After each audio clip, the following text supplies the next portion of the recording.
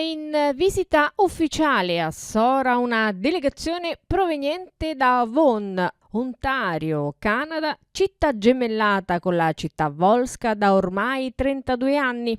In occasione di questo viaggio, nella mattinata del 5 luglio, all'interno della sala consiliare del comune di Sora, si è rinnovato il patto di gemellaggio esistente tra le due città.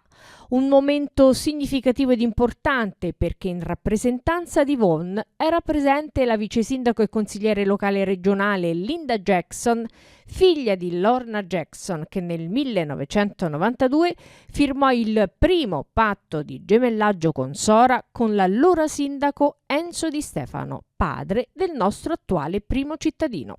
Beh sì, è una grande emozione. Già lo scorso anno sono stato lì a Vaughan e veramente ho percepito un grande amore verso la città di Sora.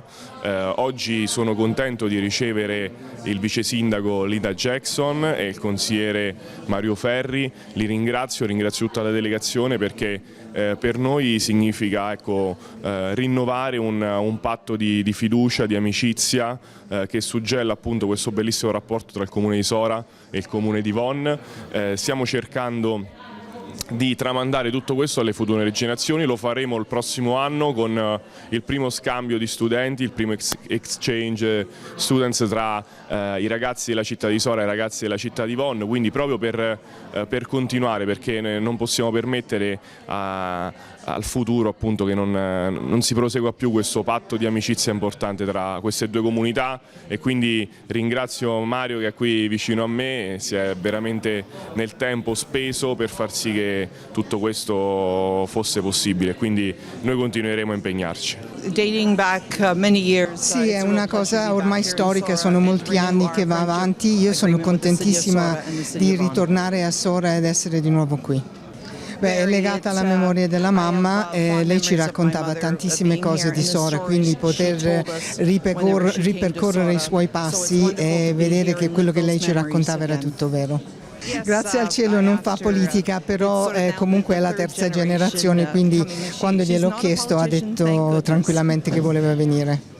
Dopo i saluti istituzionali del sindaco Di Stefano e della vice sindaco di Vaughan Jackson, ha salutato i presenti il consigliere regionale per Ontario Mario Ferri, punto di riferimento per l'intera comunità sorana ed italiana presente in Canada, in quanto gli italo-canadesi costituiscono il 26,5% della popolazione, una delle maggiori concentrazioni di qualsiasi suddivisione del censimento canadese, sempre molto emozionato per il rientro nel proprio paese di origine. Siamo orgogliosi che oggi abbiamo avuto l'opportunità di mettere la firma sopra un protocollo che ci aiuta nel futuro con i scambi, con sviluppo economico e attività sociale.